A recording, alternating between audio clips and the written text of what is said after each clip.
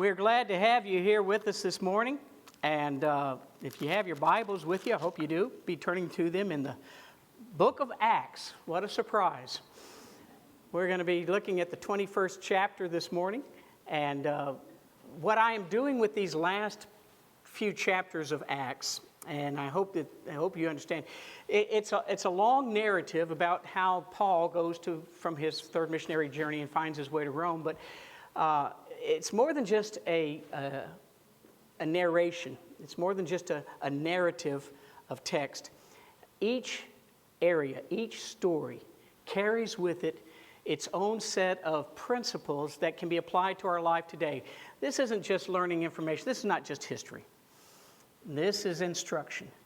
And last week, as we looked at the warnings that Paul was given about not even going to Jerusalem, we found that there was teachings for the church in the areas of pain and suffering, and that we needed to understand those teachings. Today, we're going to be looking at Acts 21, 15 through 39, the truth and misunderstandings. And so when we look at this particular passage, we're going to see three different misunderstandings that Paul encounters in this particular passage. So, before I get started, let me just go ahead and share a story with you. This is one of my wife's favorites, although she says I'm not real good with the accents. There was a visiting businessman from Ireland who came to the office of a friend of his in the United States, someone that he had met when his friend was studying in England. His friend was occupied in his office at the time, and so he was out in the outer office with the secretary, and they were just making casual chit-chat as he waited. And then sometime later, his friend emerged from his office to find the man from Ireland sitting alone in the waiting room, the secretary absent from her desk. And so he asked where his secretary was, and his friend replied, well, she just simply jumped up and ran out of the office sobbing. A little concerned, his friend says, well, what happened? His friend says, I'm not sure. I simply complimented her, and she just burst into tears and ran out. He said, really? Well, what did you say to her? He smiled and he said, I told her she was the homeliest woman I have ever seen since I came to America. His friend thought for a moment, and then he smiled. He says, what does that mean where you come from? And he says, well, naturally, it means something that reminds you of home. And that's what she did. She reminded me of home, and so I thought I was complimenting her. He tried to explain that was not a compliment. Sometimes misunderstandings result in strong reactions. And not only unintentional, many times they're unwarranted. Most misunderstandings, in fact, tend to end with tragic results. They're working on oh no, got it. I just don't have it back there. Okay, I'll have to trust you then. We have in this passage three different warnings, or three different misunderstandings. One from the home church of Jerusalem, who supported him. One from the Jews who opposed him. One from the Romans who didn't even know him. And so the story begins with him finally arriving in Jerusalem after his arduous journey from the third missionary journey. And verse 15 of chapter 21 says, and I read, and after those days, we, still Luke is with them, packed and went up to Jerusalem. Verse 16, also some of the disciples from Caesarea went with us and brought with them a certain Manason of Cyprus, an early disciple. And by the way, that just means that on the first missionary journey, this man was converted to Paul and had been a believer since the first missionary journey, and so he accompanied him. He knew what Paul was teaching, and he knew what Paul was presenting, with whom we were to lodge. The first thing that Paul did when he came to Jerusalem was to report into the home base. Cindy and I understand this. When we were international missionaries overseas, we would come in every 4 years or so on what was first called furlough, but then later became known as stateside assignment. And as such, we would come in to be debriefed in some respects. It was a time of permitting us to re-enter the country. We were debriefed, we were retooled for our return, and they would deal with any issues we may have encountered. This was our re-entry conference. That's what Paul is experiencing. He's experiencing a re-entry conference back into Jerusalem, back into the land where the Jews were, reporting the things that had taken place on the missionary journey. He goes to Jerusalem to meet with James and the church leaders to discuss the outcome of that third journey. He begins with the praise for what God has done among the Gentiles in the lands where he journeyed, but it soon developed into a misunderstanding. Look with me now at verse 17.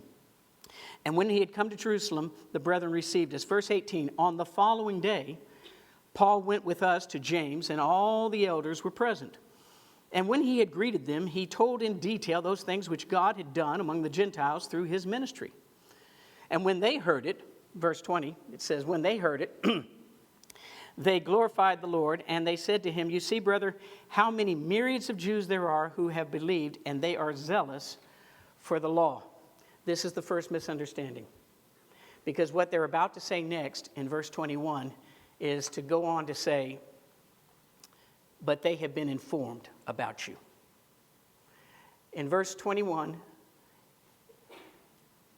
he says, they have been informed about you that teach all the Jews who are among the Gentiles to forsake Moses, saying that they ought not to circumcise their children nor walk according to the customs. And that being what they had heard, these new Jewish believers that were there in Jerusalem, they had no way of understanding that it wasn't true. They just simply took these reports at face value, and as such formed their opinions of Paul. And James will go on to say, what are we going to do now? What then? The assembly must certainly meet, for they will hear that you have come. That expression, they have been informed, I think is significant because it's usually kind of a transition into some way of expressing a misunderstanding. We use phrases like, we've heard, and that's usually in the passive so that you don't identify who's been doing the telling. We say, we have heard, or I have heard, indicating that I really don't want to tell you who told me. It's my own little way of protecting. But we don't wish to reveal where we got our information. Or we use phrases like, everyone is saying. And when we say that, we usually are projecting our opinion on to the majority or to the group. And even though it may be a small group, it may be a minority that has expressed something, we say we want to make it more important, so we say everybody is saying. Or sometimes we want to qualify our information. So we say, brother so-and-so told me, or sister so-and-so told me. And thinking that they're reliable, I have no reason to doubt the accuracy of their accounts, so I'm going to believe what they have to say.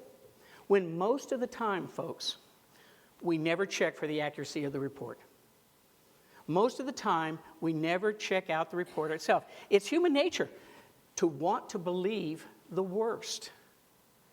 And that's what happens so many times.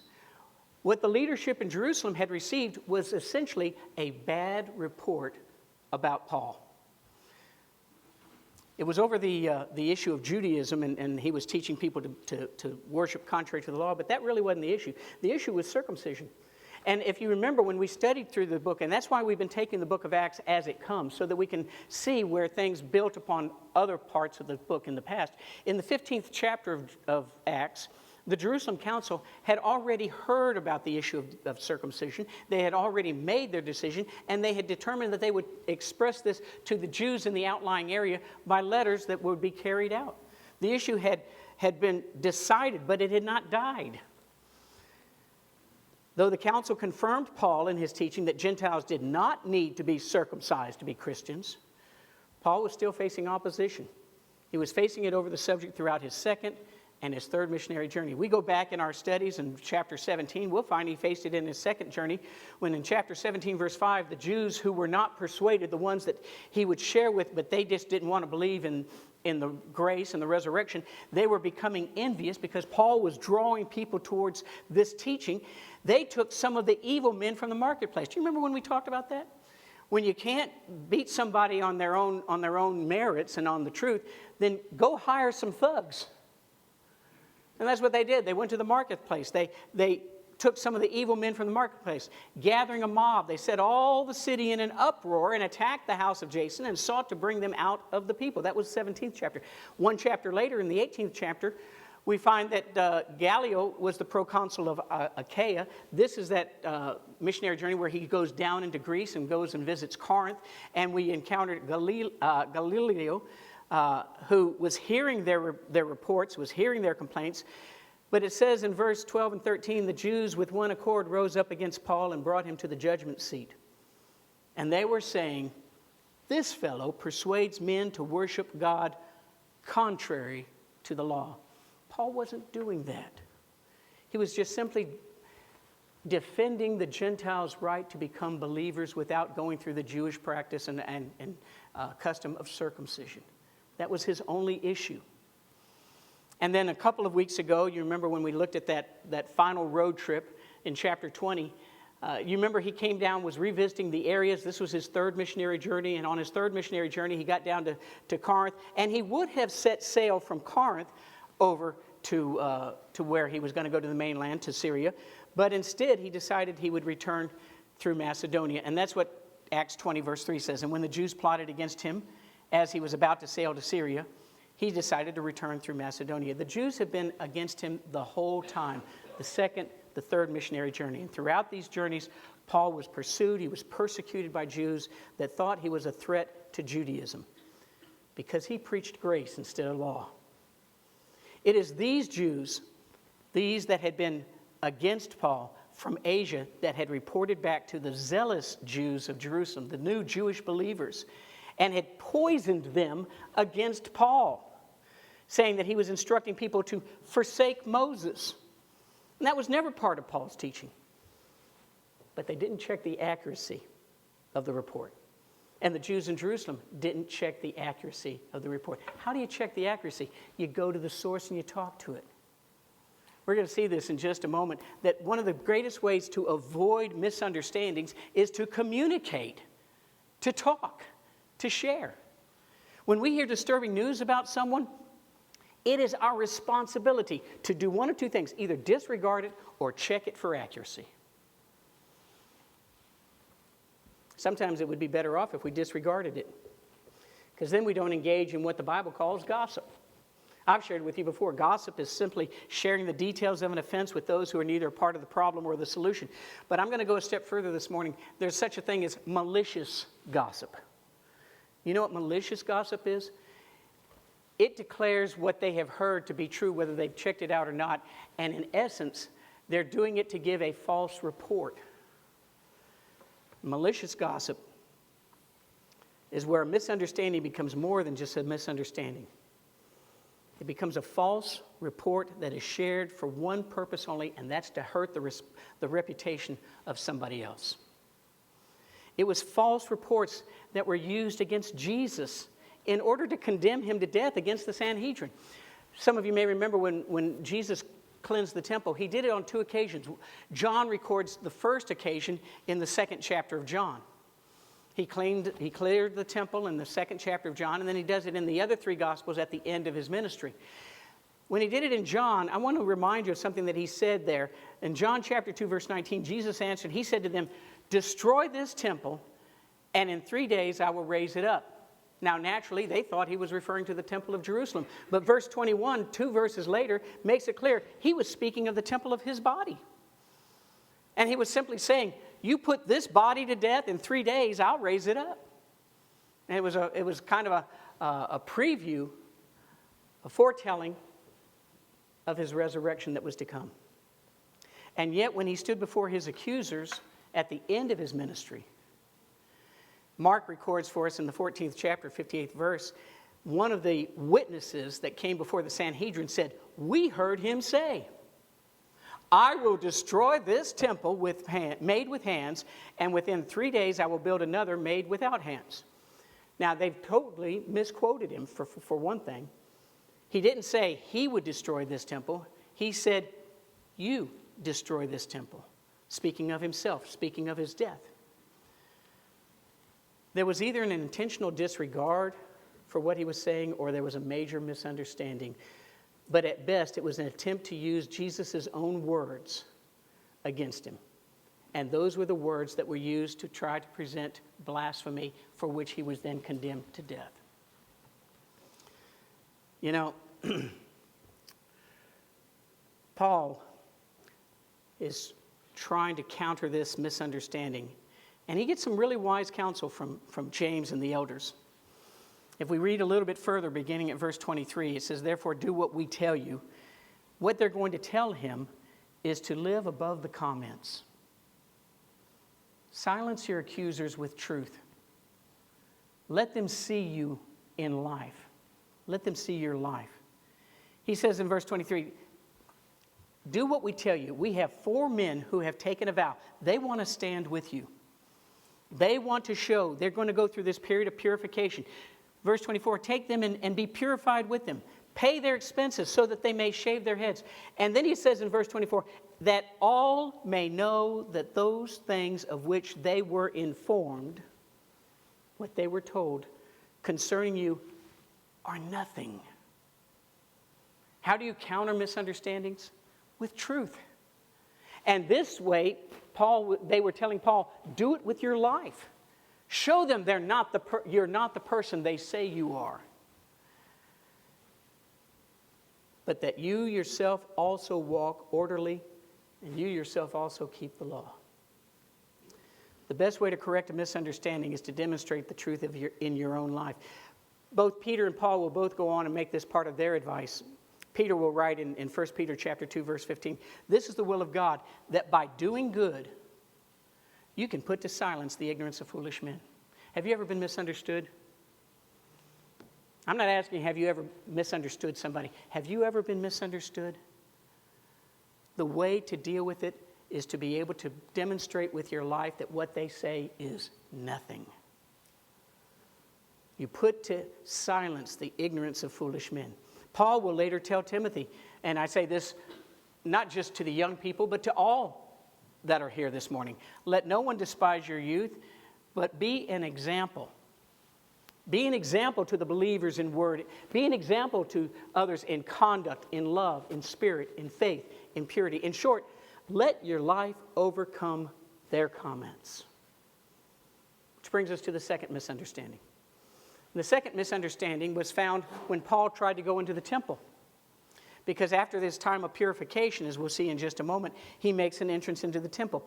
Sometimes misunderstandings is a matter of jumping to a conclusion. In other words, you don't have all the facts because you haven't checked the accuracy. And because you haven't checked the accuracy, you take what took place in point A and what took place in point B, and you draw your own conclusion to give point C. It's jumping to a conclusion when it's not so. The second misunderstanding for Paul came from those who opposed him. These were the Jews that had been affected by the bad report. It has been rightfully said, and I know pastors say this more than anybody else, when they love you, you can do no wrong. When they don't, you can do no right. And people will look for a reason to put you down or put you away or get rid of you.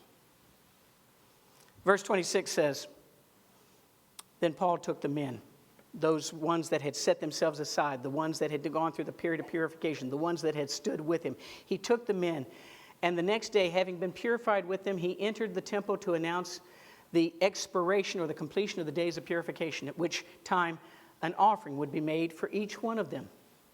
These were good men. These were men that James and the elders at Jerusalem had appointed to accompany Paul in this time of reconciliation, for him to make peace with the Jews, his time of clarification, that he could explain what it was that was taking place on his missionary journeys. He could do this to the new Jewish believers. But the Jews who were not believers were looking for an excuse to accuse him, and they thought they found one in Paul's visit to the temple. Why? You see, there's no indication that Paul brought Trophimus into the temple. Some of you don't remember Trophimus. He was with us 2 weeks ago when Paul made that final road trip, and he came down through Macedonia and through Asia. He came down to Corinth. He went back up through Berea and Thessalonica, and he picked up a man in Ephesus by the name of Trophimus. And the scripture told us back in chapter 20 that Trophimus accompanied him to Jerusalem. Now, he was a Gentile, yes. He was a Greek, yes. But he just came with Paul back from Ephesus to Jerusalem. There's no indication at all that he's among these men that James gave and the elders gave Paul for the time of purification. But when Paul walked into the temple with these men, those who knew that Paul had brought Trophimus to Jerusalem, Paul had gone into the temple, jumped to the conclusion that Paul brought Trophimus into the temple. And that's what caused a riot. Look with me what it says. Verse 26. Then Paul took the men, and the next day, having been purified with them, entered the temple to announce the expiration of the days of purification, at which time an offering was made for him. Now, when the 7 days were almost ended, verse 27, the Jews from Asia, those are the ones that he encountered in the second and third missionary journey. The Jews from Asia, seeing him in the temple, stirred up the whole crowd, laid hands on him, crying out, "Men of Israel, help! This is the man who teaches all men everywhere against the people, against the law, and against this place. And furthermore, he's also brought Greeks." Not just Trophimus, not just one. These other 4 men, they're probably Greeks too. They're probably Greeks too. He has also brought Greeks into the temple and has defiled this holy place. Verse 29 explains, for they had previously seen Trophimus the Ephesian with him in the city, whom they supposed that Paul had brought into the temple. That's what the text tells us. They supposed. They jumped to a conclusion. They took their misunderstanding and they turned it into a riot. It's this accusation that will actually begin the process that will lead to Paul's arrest. Misunderstandings seldom take place at a time when they have been thought all the way through to their conclusion. We may pass a bit of information not realizing the ramifications that will come about because we have shared information that we've never checked out. And it is at that time that a false report, once it is believed, will give way to a false witness. And that, my friend, has serious ramifications.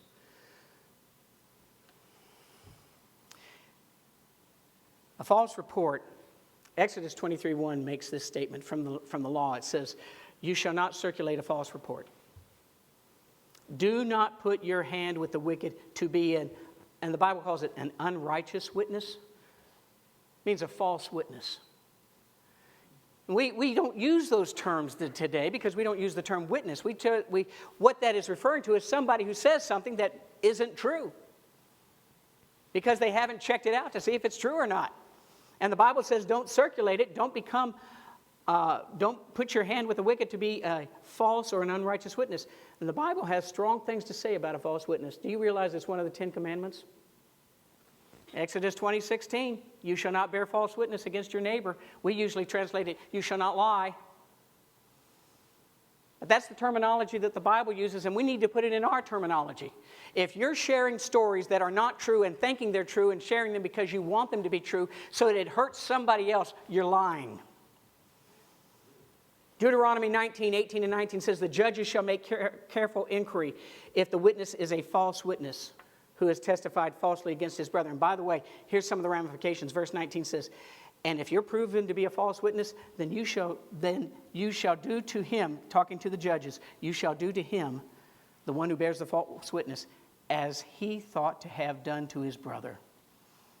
So you shall put away the evil from among you. We talked a couple of weeks ago about, we did this on Sunday night when we talked about pride and humility, that among the 7 things that God hates.